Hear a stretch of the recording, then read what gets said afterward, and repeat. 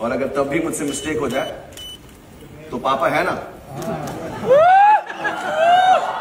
বাপ বেটা মিলে তো গতকাল থেকে ফাটিয়ে দিচ্ছে, বাট রিস্ক একটু বেশি হয়ে যাচ্ছে না সিরিজটা নিয়ে। এদিকে সালমানের 12টা বাজাতে দেখি উঠে পড়ে লেগেছে ডিরেক্টর AR মুরুগাদোস।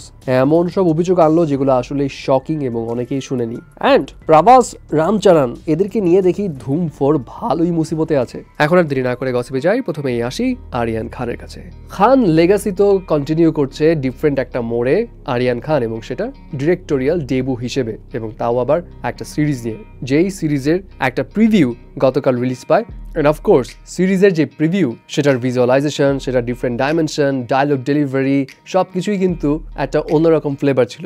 ড্রামাও ছিল, মেলোড্রামাও ছিল, অ্যাকশনও ছিল, মানে ব্যাপারটা অন্যরকম আর কি। একটা ডিফারেন্ট টেস্ট দিচ্ছে আরিয়ান খান, এটা বোঝা যাচ্ছে তার এই সিরিজের প্রিভিউ দেখে। এবং কাস্টিংয়ে তো ভাই সেই ব্যাপার। কিল মুভির অ্যাক্টর লাক্সা এবং রাঘব জুয়েল তো আছেই, তারা এবার ফ্রেন্ড। এছাড়া ববি দেওয়ালও থাকছে, তারপর সালমান খানের কেমিও রয়েছে, রণবীর সিংও রয়েছে, এবং আরও অনেকে স্টারও কিন্তু থাকবে, এবং শাহরুখ খানের কেমিও কিন্তু থাকার কথা রয়েছে। সবকিছু মিলিয়ে সিরিজের প্রিভিউ তো বেশ ভালোই হাইপ ক্রিয়েট করেছে। বাট তার থেকেও বেশি কথা হচ্ছে অন স্টেজে শাহরুখ, গৌরি এবং আরিয়ান খানের প্রেজেন্স। অ্যান্ড স্পেশালি আরিয়ান খান একদম সেম টু সেম বাপের স্টাইলে কথা বলে, ওরকম একটা পাঞ্চ লাইন মারে, এটা দেখে তো সবাই অবাক। আরে ভাই, শাহরুখের ছেলে শাহরুখের মতো হবে না, কি সালমানের মতো হবে? বাট বিষয় হচ্ছে শাহরুখের কারণে আরিয়ান খানের উপর এখন যে প্রেশার ক্রিয়েট হচ্ছে, বাই এনি হাও যদি সিরিজটা একটু খারাপ করে, তাইলে ভাই আরিয়ান খানের কিন্তু দশা খারাপই আছে, এমনটাই মনে করছে অনেকে। এবার সালমান খানের কাছে। সালমান খানের সিকান্দার মুভি তো ভালো চলেনি, এবং AR মুরুগাদোস এই ডিরেক্টরের উপর অনেক বদনাম এসছে যে সাউথের মুভি হয়ে সালমানকে চালাইতে পারলো না।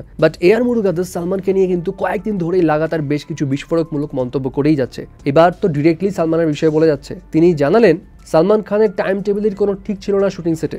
সে কখনো কখনো সকাল 8টায় শ্যুট করতো রাতের সিনের, এবং অলওয়েজ বলতো VFX দিয়ে দিনটাকে রাত বানায় দাও। আবার কখনো কখনো সকালের সিন থাকলে সে হাজির হইতো দুপুর 2টা-3টার দিকে, এসে লাঞ্চ করতো, ন্যাপ নিত, তারপর 5টার সময় শুটিং শুরু করতো।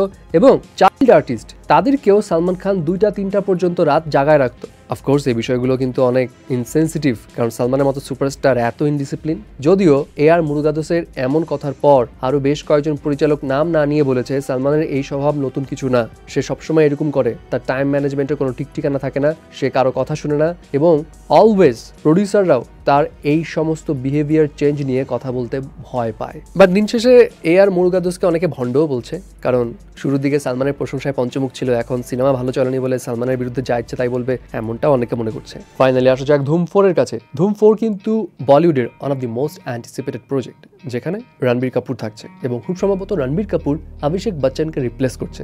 তাহলে ভিলেন হিসেবে কে থাকবে, এটা একটা প্রশ্ন। এবং রিপোর্টস মোতাবেক ভিলেন হিসেবে এখানে মেকার্সরা সাউথের একজনকে নিতে চেয়েছিল, তেলুগু অ্যাক্টর, এবং সে ছিল প্রভাস। বাট এখন জানা যায় প্রভাস এই সিনেমায় কাজ করছে না, কারণ তার হাতে অনেকগুলো প্রজেক্ট রয়েছে। অ্যান্ড এখন এখানে রামচরণকে অ্যাপ্রোচ করা হচ্ছে ভিলেন রোলে। এটা শুনে অনেকে একটু নাকশিট কাছে, কারণ রামচরণের বিগত ট্র্যাক রেকর্ড তো ভাই ফ্লপ, আর বাদে বাকি সবই তার সোলো মুভি ফ্লপ। এখানে কি করে কে জানে। তার উপর আবার ডিরেক্টর এখন আয়ান মুখার্জির ওয়ার 2 দেখার পর তো সবাই হতাশ। সো সবাই চাচ্ছে ভাই ধুম 4কে রক্ষা করো, আয়ান মুখার্জিকে দূর করো।